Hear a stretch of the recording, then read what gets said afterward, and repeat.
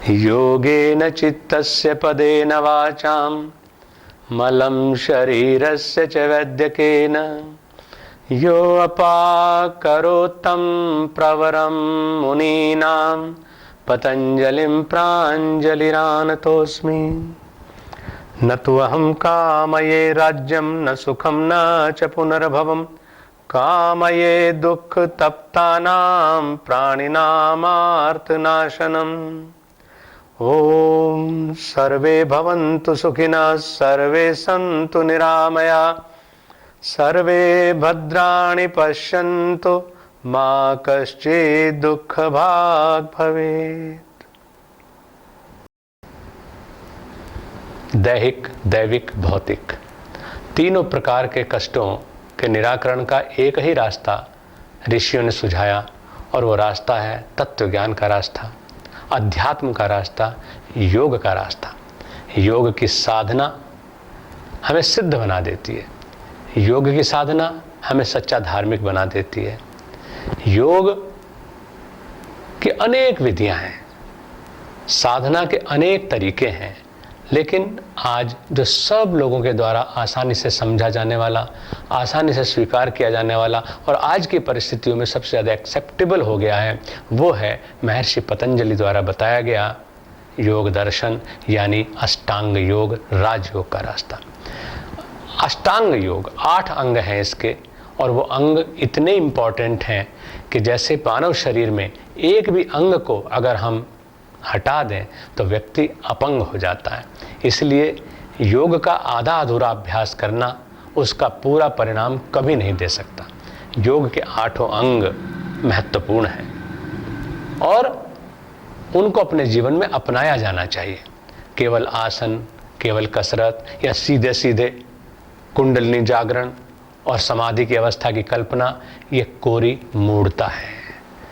इसलिए प्रतिदिन के अभ्यास में हमें सब चीज़ों का समवेत अभ्यास यानी सामूहिक अभ्यास करना चाहिए। साथ साथ प्राणायाम करने के लिए आसन का सिद्ध होना जरूरी है। आज जिस तरह से प्राणायाम का प्रचलन हुआ है, लोग चलते चलते, घूमते हुए, कई बार तो ड्राइविंग करते हुए, बातचीत करते हुए सांस के प्रयोग करते रहते हैं।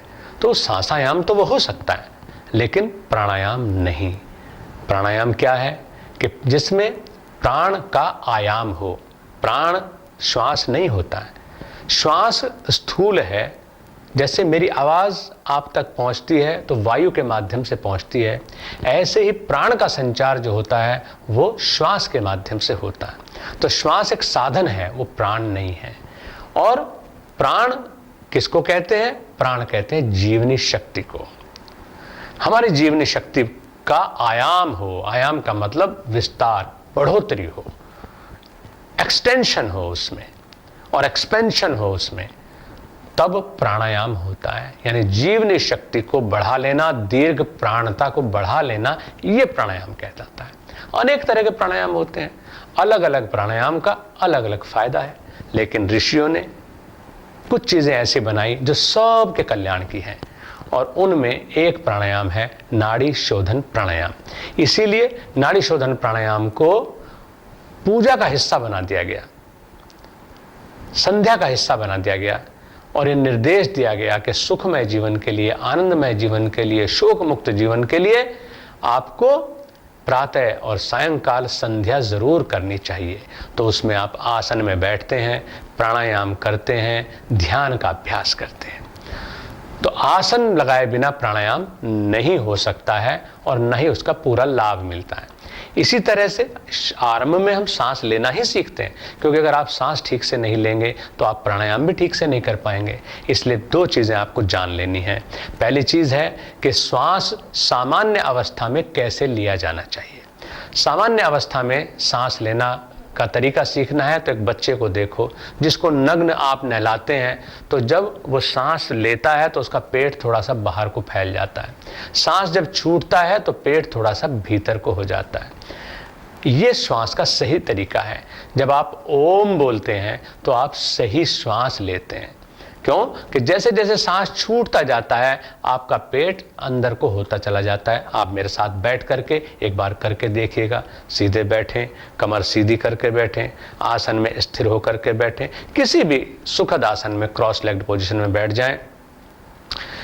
धीरे धीरे अभ्यास करना कि पद्मासन में बैठ सकें, लेकिन कमर, गर्दन और सिर इसका सीधा रहना जरूरी है। इस अवस्था में बैठें तो पहले आप श्वास भरेंगे तो आपका डायफ्राम फैलेगा। जब डायफ्राम पर प्रेशर आएगा तो नीचे पेट थोड़ा सा बाहर को निकल जाएगा। और जब ओंकार की ध्वनि करेंगे तो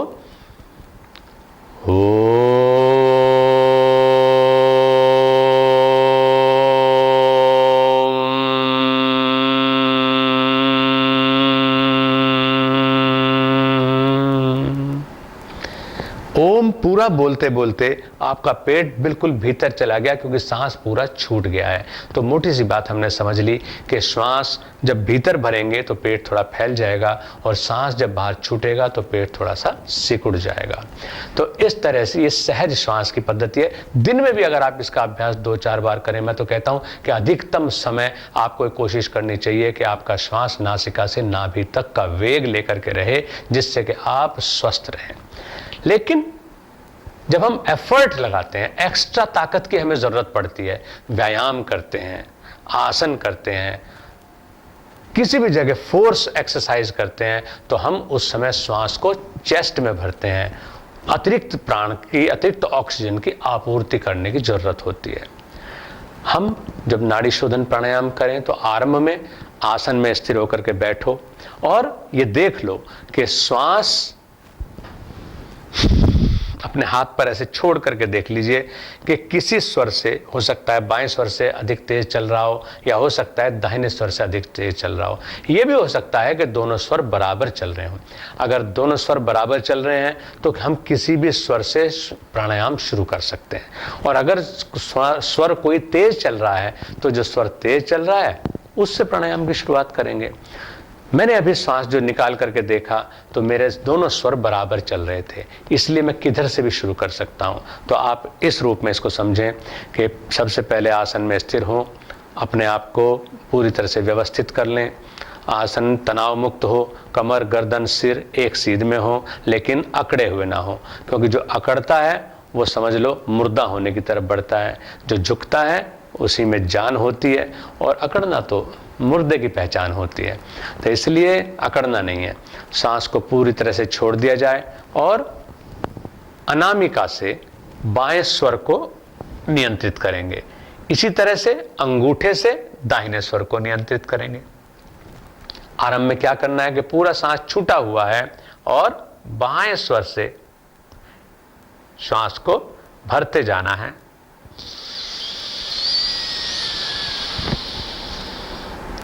और फिर बायां स्वर बंद कर लेंगे और दाहिना स्वर खोल देंगे, और इधर से श्वास को छोड़ देना। फिर जिधर से सांस छोड़ा है उधर से ही भरेंगे, और दूसरे स्वर से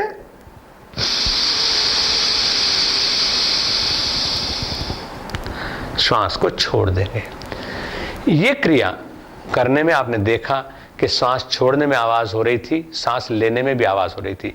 ये मैंने इसलिए करके दिखाया ताकि आप ये समझ लें कि अब सांस छूट रहा है और अब सांस भरा जा रहा है। लेकिन जब आप अभ्यास करेंगे प्राणायाम का तो ऐसे आवाज नहीं करनी है, क्योंकि प्राणायाम में श्वास का सहज प्रवाह होना चाहिए, उसमें फोर्स नहीं लगानी है। बिना आवाज के करेंगे। इस अब का अभ्यास आप 40 दिन निरंतर करिए।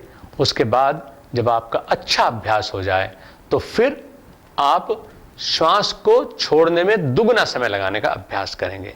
यानी अगर मुझे श्वास भरने में 5 सेकंड का समय लगा है तो सांस छोड़ने में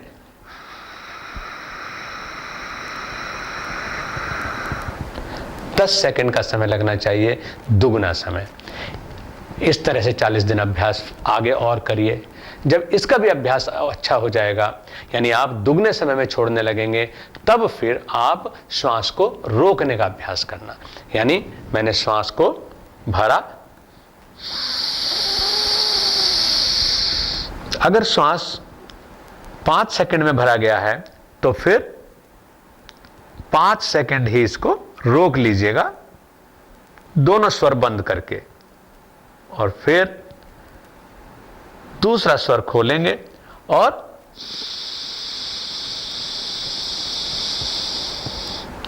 दुगना समय यानी 10 सेकंड में श्वास को बाहर छोड़ेंगे।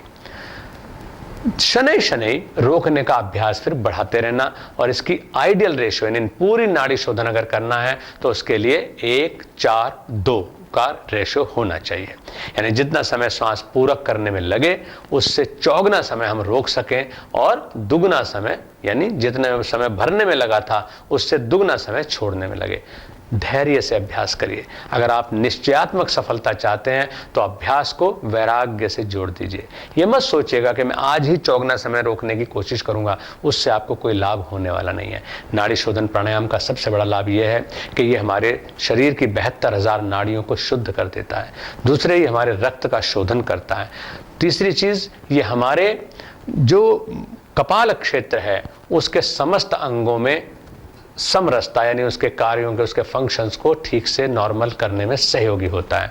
और कंप रोग जैसे जो बीमारियां हैं जिनको हम पार्किंसंस डिजीज कह देते हैं, उस तक का लाभ हमें मिल सकता है कि ऐसा रोग भी नहीं होगा, अगर है तो उससे हम छुटकारा पा सकते हैं। तो ये तो हुआ नाड़ी शोधन प्राणायाम। नाड़ी शोधन प्राणायाम के बाद दूसरा प्राणायाम हम करते हैं कपाल भाति प्राणायाम। कपाल भाति इसके नाम से ही स्पष्ट है।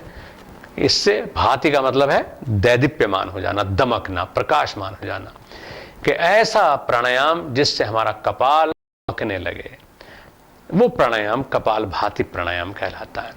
कपाल भाति प्राणायाम के लिए हम किसी भी मुद्रा में बैठें, बहुत अच्छा हो। आजकल जैसी मानव मनुष्य ने अपने लिए चुनौतियां पाल ली हैं, अपने आप को अधिक से अधिक समस्याओं में उलझा करके वो रखता है, या कहिए कि अधिक तरह की व्यस्तताएं उसकी बढ़ गई हैं, अपनी क्षमता से ज़्यादा काम करने की वो कोशिश करता है, और उसका परिणाम मिलता है तनाव, कुंठा और यहाँ तक के हृदय रोग। तो आज जो है, जो देश कभी भीम और अर्जुन और योगियों का देश था, वो देश आज हृदय रोगियों का देश होता चला जा रहा है। इसलिए हार्ट को निरोग रखने के लिए हम हृदय मुद्रा में बैठें। अंगूठे के निचली रेखा के ऊपर तर्जनी को छू देंगे, और मध्यमा और अनामिका यानी जो बीच की 2 उंगलियां हैं, इनके ऊपर अंगूठे का दबाव दे देंगे। इस स्थिति में कनिष्ठिका को, छोटी उंगली को सीधा रखते हुए कलाई से अपने हाथ को घुटने पर टिका दें। क्योंकि बैठना तो है ही, आप आराम से ही बैठ सकते हैं, तो क्यों ना मुद्रा में बैठ जाएं। इस तरह से बैठना और कपाल भाति प्राणायाम करना। इसमें श्वास को छोड़ने पर अधिक ध्यान दिया जाता है। आरंभ करें आप केवल 10 श्वास से, इस तरह से कि जब भी मैं सांस छोड़ूं तो मेरी नाभि भीतर की तरफ सिकुड़े। एक बार देखें।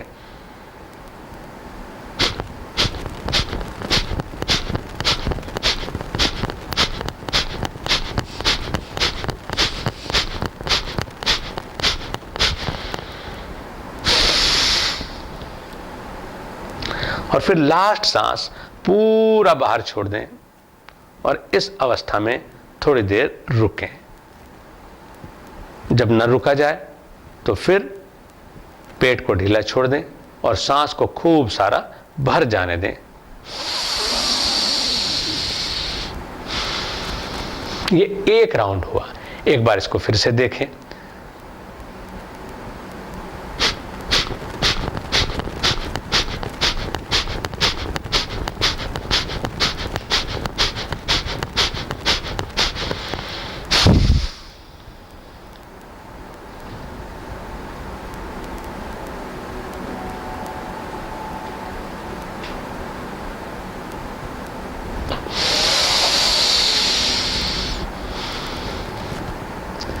योगाभ्यास मजा है, सजा नहीं है।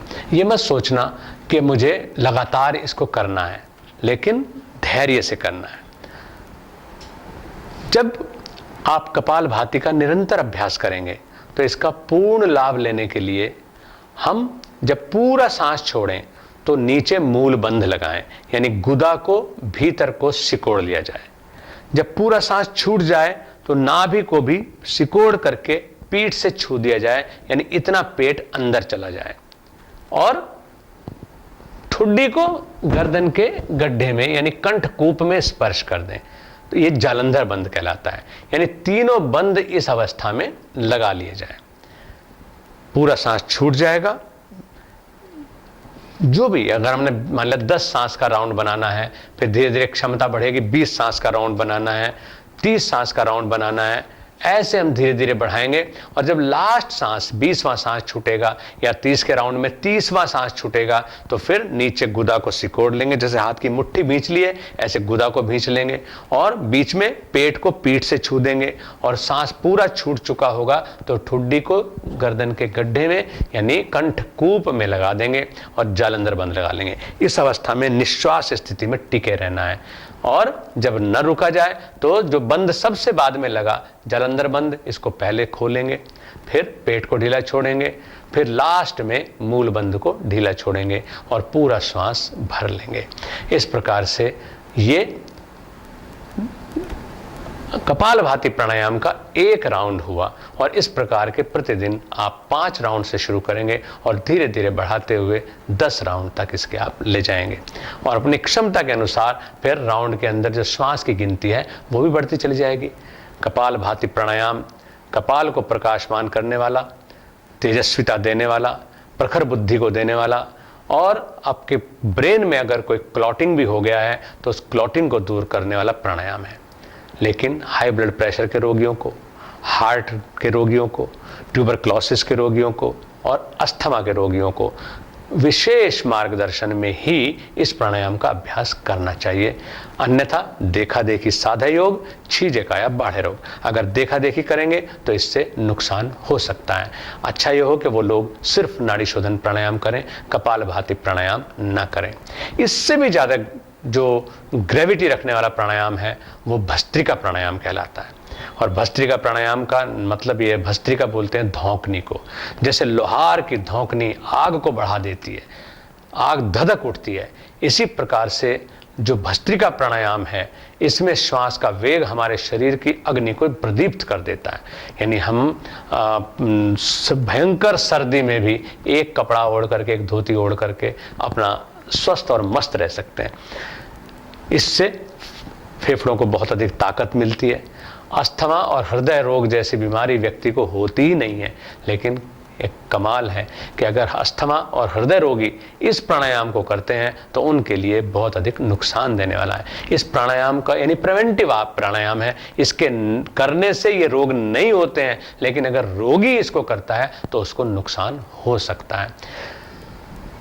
भस्त्रिका प्राणायाम ध्यान की गहराई दिलाने वाला प्राणायाम है, मानसिक शक्तियों को विकसित करने वाला प्राणायाम है, दीर्घ प्राणता को बढ़ाने वाला प्राणायाम है, और सबसे बड़ी चीज़ है कि दिव्य तेजस्विता और समाधि की अवस्था तक पहुंचाने वाला प्राणायाम है। जिन लोगों को नींद ना आती हो, अनिद्रा का रोग हो, वो लोग भस्त्रिका प्राणायाम से बहुत अच्छी गहरी नींद ले सकते हैं। आइए एक बार देखें भस्त्रिका प्राणायाम कैसे करते हैं।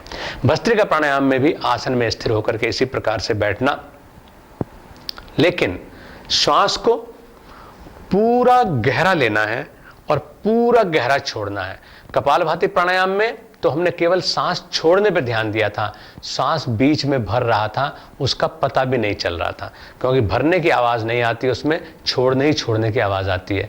लेकिन भस्त्रिका प्राणायाम में भरना और छोड़ना दोनों की आवाज़ आती है। पूरा श्वास भरा जाना चाहिए, पूरा सांस छोड़ा जाना चाहिए। पूरा लंबा सांस भरेंगे, पूरा सांस लंबा छोड़ेंगे।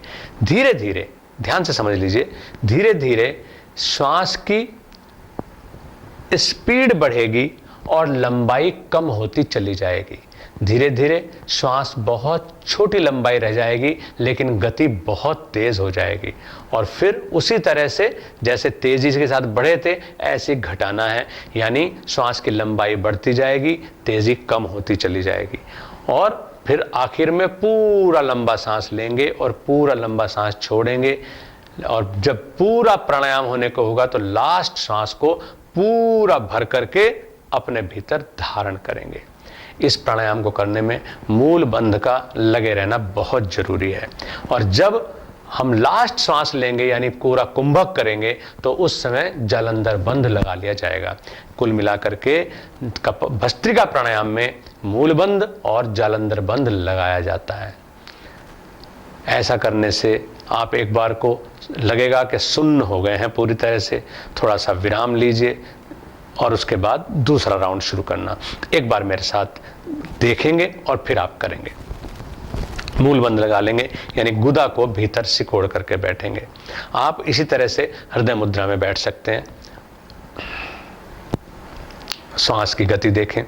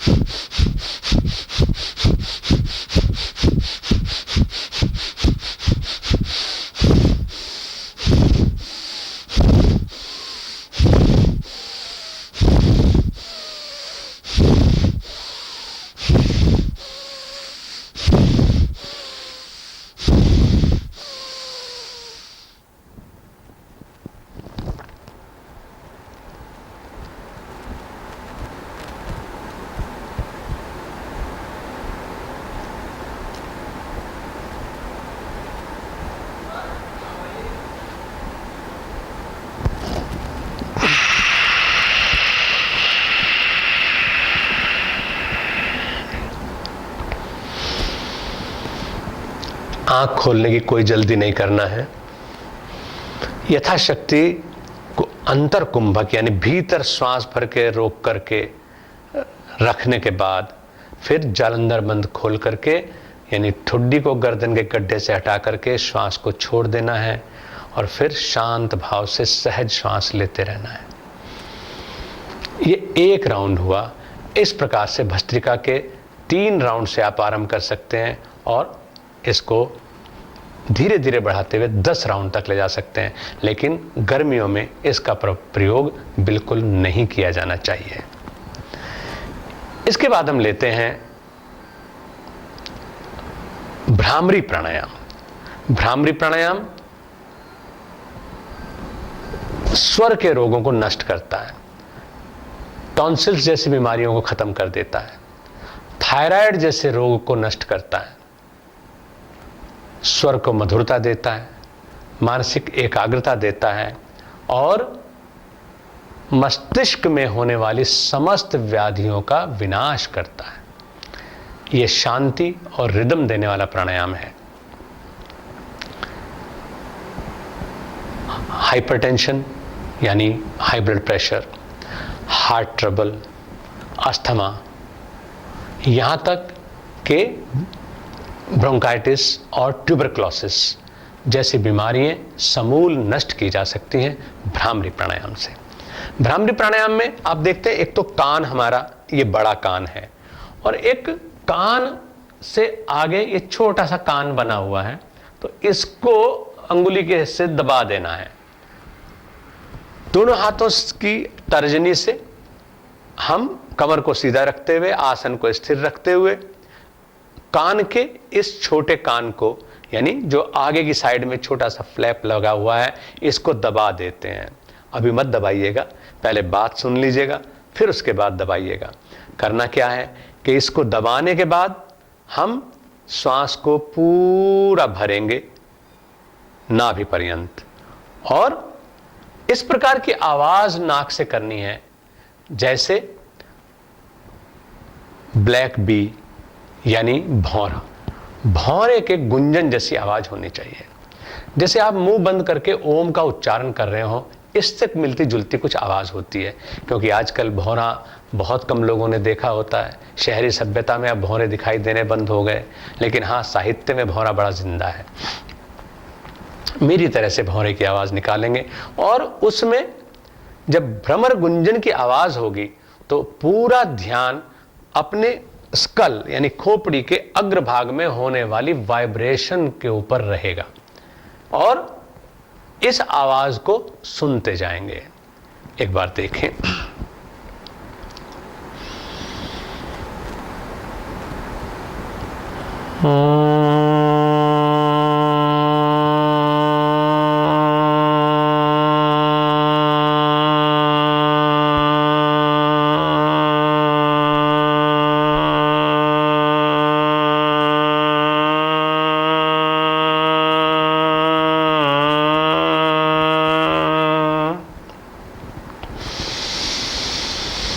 फिर से नया सांस भर लेंगे और इसी प्रकार से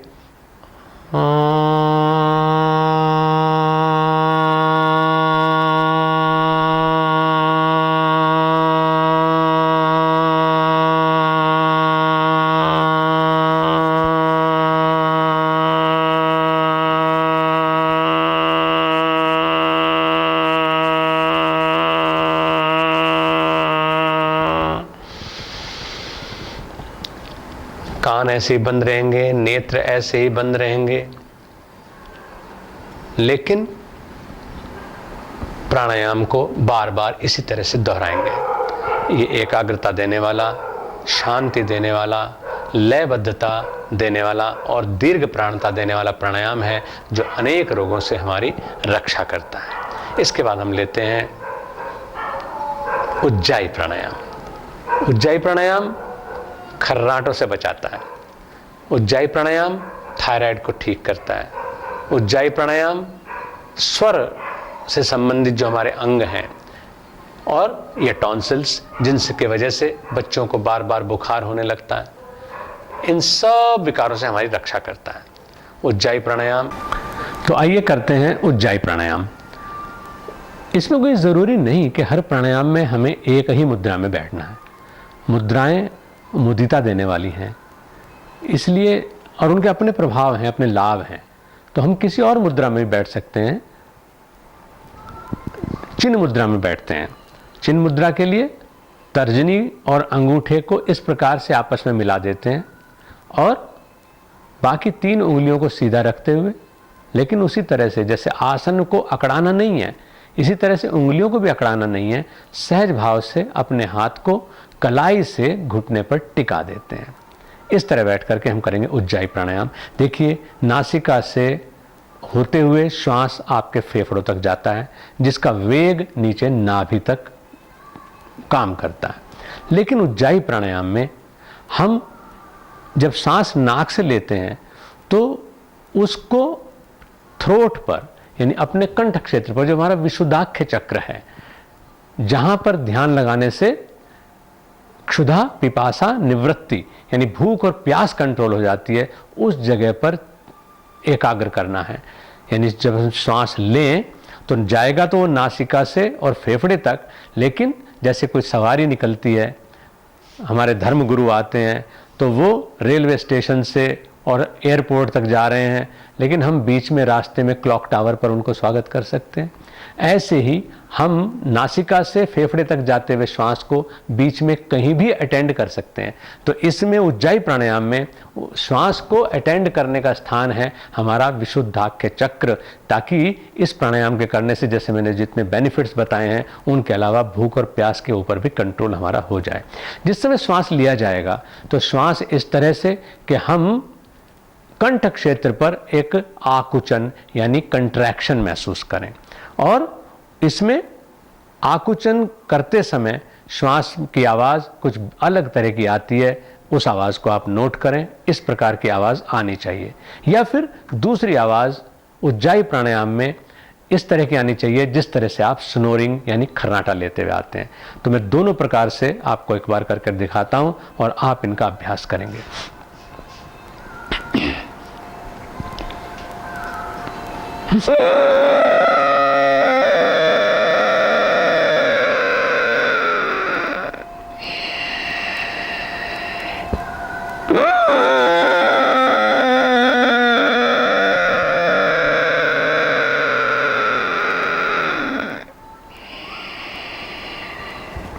और फिर नाक से श्वास को छोड़ा जाता है। लेकिन जो खर्राटे के साथ आवाज़ लेकर के हम उज्जाई प्राणायाम करेंगे वो हमारे स्नोफिल्स को भी डिजीज़ फ्री कर देता है, और जैसे कि मैंने बताया कि खर्राटों से हमारी रक्षा करता है। उसमें श्वास की आवाज़ किस प्रकार से होती है इसको आप देखें। जीभ को ऊपर तालु मूल में चिपका लेना है, यानी ऐसी आवाज़ करने में जहां जीभ टच करती है वहां ऊपर अपने मुख की जो छत है यानी तालु है ऊपर आसमान में उसको जीभ को लगा दें, और जीभ को वहां लगाए श्वास का लेना और छोड़ना इस प्रकार खर्राटे के साथ होना चाहिए।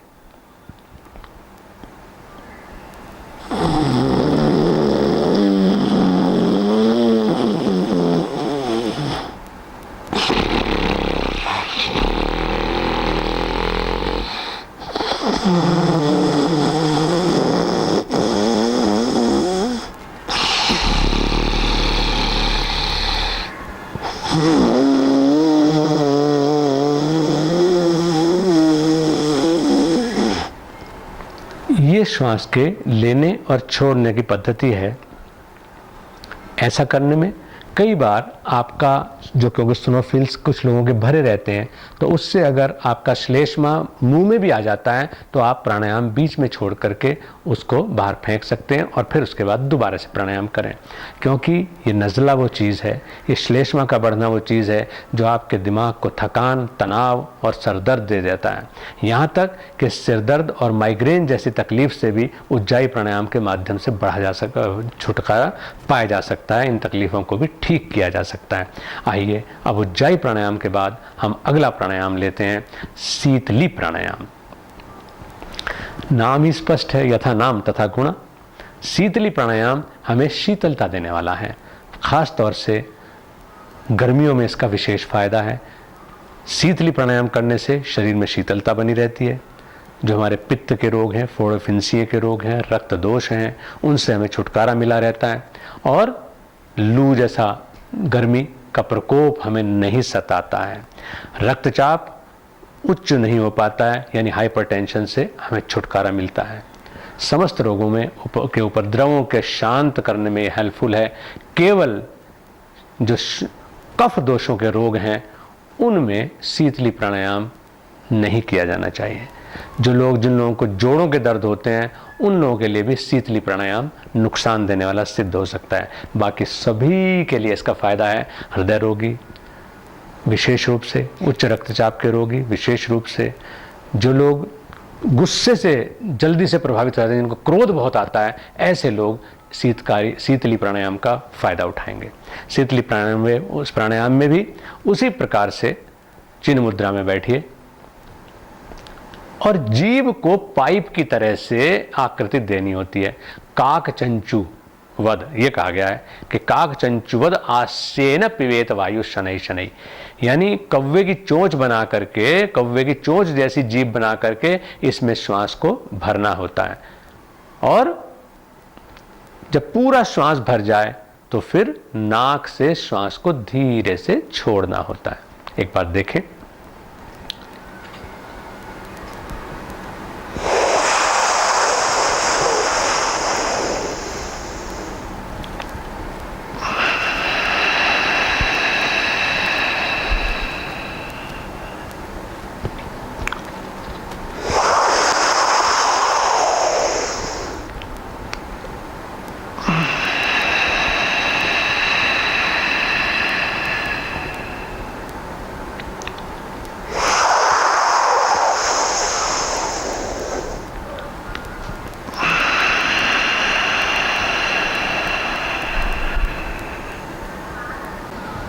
इस प्रकार शीतली प्राणायाम क्रोध पर विजय देने वाला, गर्मी के ताप से रक्षा करने वाला, उच्च रक्तचाप से बचाने वाला, मानसिक शांति और सौंदर्य देने वाला प्राणायाम है। जब आप इसका निरंतर अभ्यास करें तो धीरे धीरे फिर आप कुंभक का भी अभ्यास कर सकते हैं। यानी जब आप एक बार श्वास पूरा भरेंगे तो उसके बाद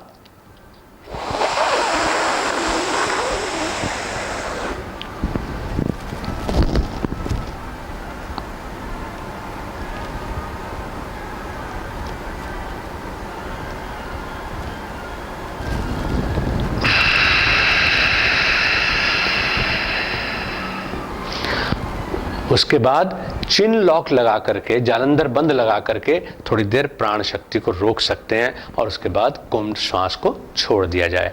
यह अभ्यास कुछ समय बाद करना।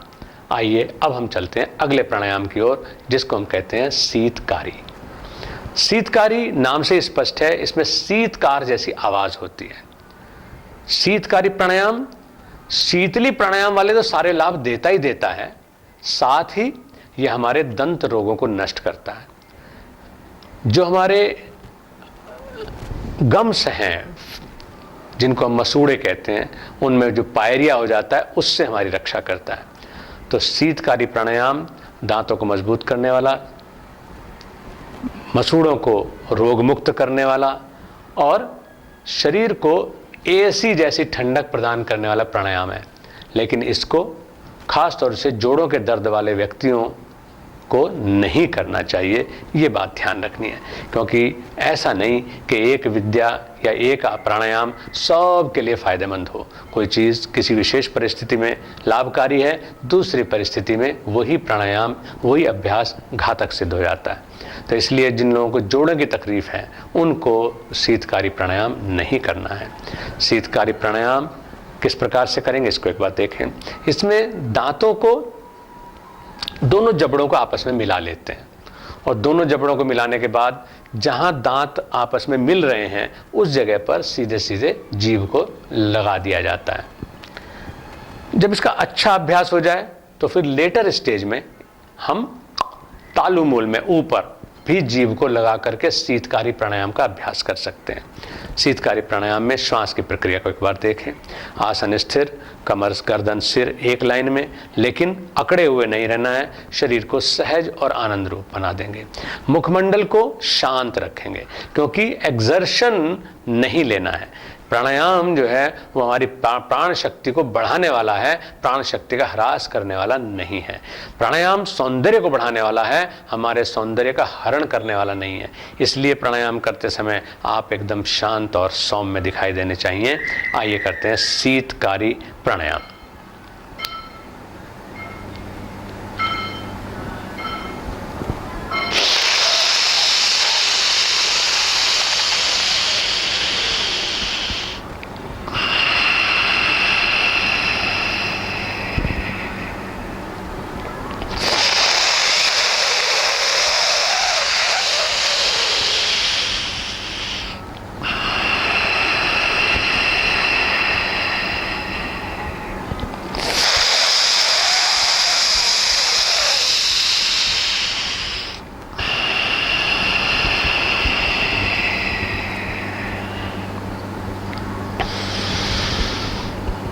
इस प्रकार शीतकारी प्राणायाम, जो शीतकार की आवाज़ के साथ श्वास लेने का अभ्यास है, उसमें शीतलता का आनंद हम लेंगे। और जैसा कि मैंने बताया कि हम बिना बिजली खर्चे एसी का आनंद अपने शरीर में ले सकते हैं। यानी हमारा शरीर मौसम के अनुकूल ग्रीष्म ऋतु में विशेष रूप से ढाला जा सकता है शीतकारी प्राणायाम के निरंतर अभ्यास के द्वारा।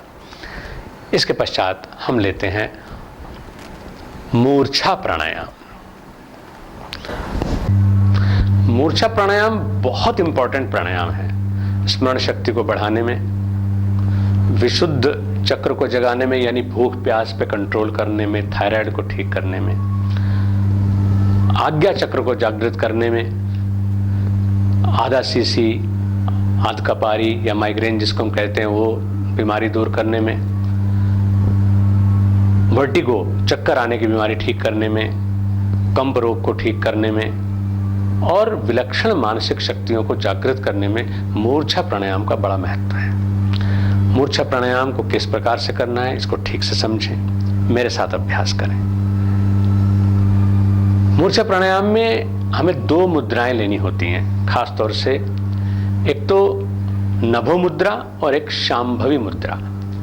नभो मुद्रा में जीभ को पलट करके ऊपर तालुमूल में लगा लेते हैं और शांभवी मुद्रा में दृष्टि को ऊंचा उठा करके भवों के मध्य में आकाश की ओर देखते हैं। अब इस प्राणायाम को कैसा करना है इसको समझें।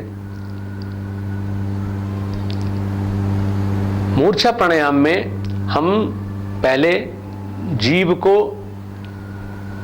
नभ मुद्रा में ले लेंगे, श्वास पूरी तरह से भरेंगे और भर करके अपने नॉस्ट्रिल्स को बंद कर लेंगे। शुरू में हाथ से पकड़ के कर सकते हैं, लेकिन जब अच्छा अभ्यास हो जाता है तो आपका श्वास के ऊपर इतना कंट्रोल हो जाएगा कि आप श्वास भर करके भी रोक के रख सकते हैं बिना नाक बंद किए हुए। लेकिन शुरू में ताकि पता चले कि आपने वास्तव में श्वास रोका हुआ है, हम हाथ से पकड़ करके ही इसको करें तो अच्छा रहेगा।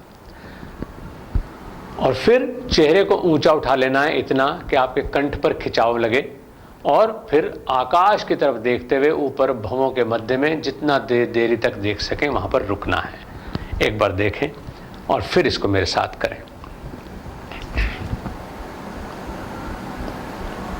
पहले जिह्वा को ऊपर तालुमूल में लगा लेना ऐसे, और वहीं लगा के रोक देना है।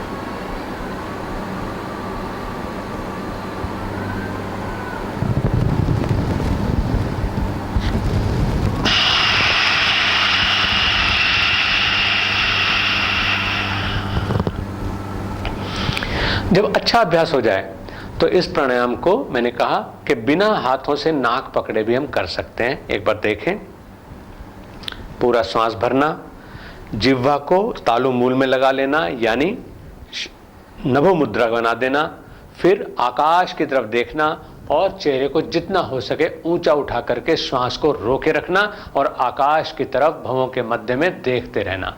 जब न रुका जाए तो वापस आकर के श्वास को छोड़ना।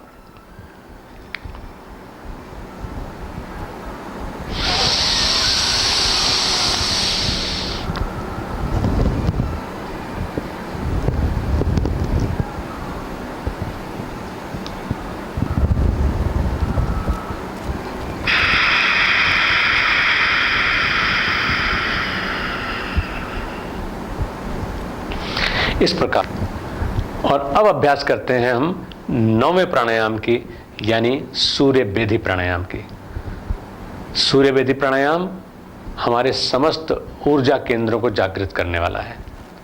जिस तरह से शहर में बिजली के तार बिछे पड़े हैं, लेकिन उनको कंट्रोल करने के लिए अलग अलग एरियाज के सब स्टेशंस बने रहते हैं, ऐसे इस पूरे शरीर में जो स्नायु फैले हुए हैं, नाड़ियाँ फैली हुई हैं, उनको कंट्रोल करने वाले 6 प्लेक्सेस हैं, 6 अलग अलग ऊर्जा केंद्र हैं।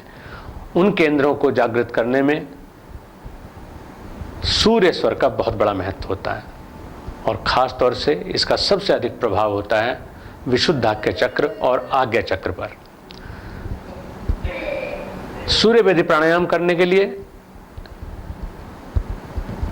किसी भी आसन में अवस्थित होकर के बैठें, और विशेष रूप से जो लो ब्लड प्रेशर या डिप्रेशन में चले जाने वाले लोग हैं, जो हौसला छोड़ देते हैं कुछ भी करने से, साहस नहीं कर पाते हैं, जैसे विद्यार्थी जो परीक्षा से घबराते हैं, उन लोगों के लिए सूर्य बेदी प्राणायाम का तो बहुत बहुत फायदा है।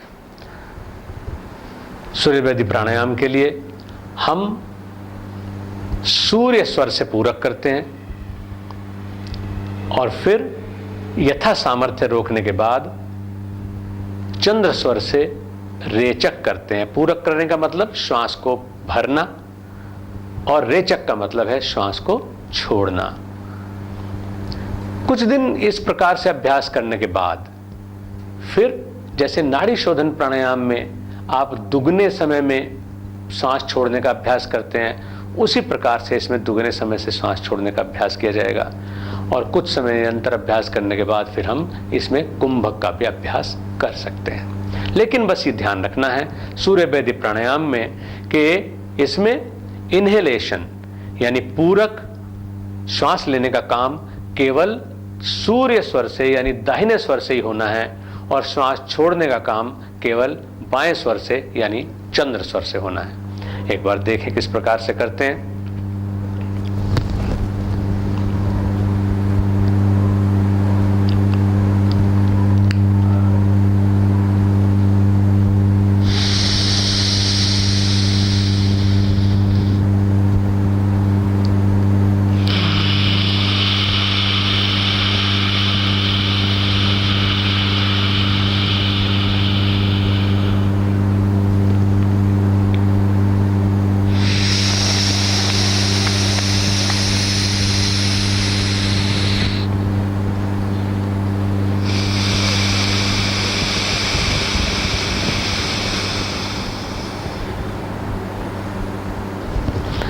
सूर्य स्वर से पूरक करना और चंद्र स्वर से छोड़ना। जब इसका अच्छे से अभ्यास होने लगे तो फिर कुंभक भी करना।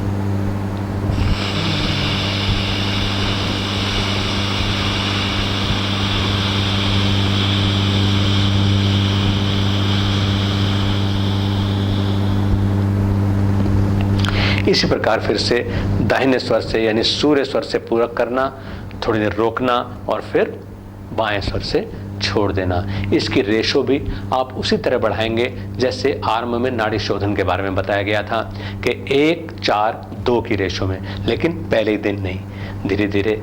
हम जानते हैं कि विद्या अभ्यसने नैव प्रसीदति, विद्या अभ्यास से प्रसन्न होती है। इसी प्रकार प्राणायाम की विद्या भी जो व्यक्ति अभ्यास करेगा उसकी दीर्घ प्राणता बढ़ेगी, उसके सौंदर्य बढ़ेगा, उसका लावण्य बढ़ेगा, उसके शरीर के स्नायु तंत्र पर उसका नियंत्रण बढ़ेगा, उसका शरीर वात कफ पित्त के संतुलन बना करके स्वस्थ रहेगा, और जितने भी भयावह रोग हैं उन सब से पूरी तरह से वो मुक्त रहेगा। प्राणायाम का निरंतर अभ्यास करिए और पाइए स्वस्थ दीर्घ जीवन, आनंदमय जीवन।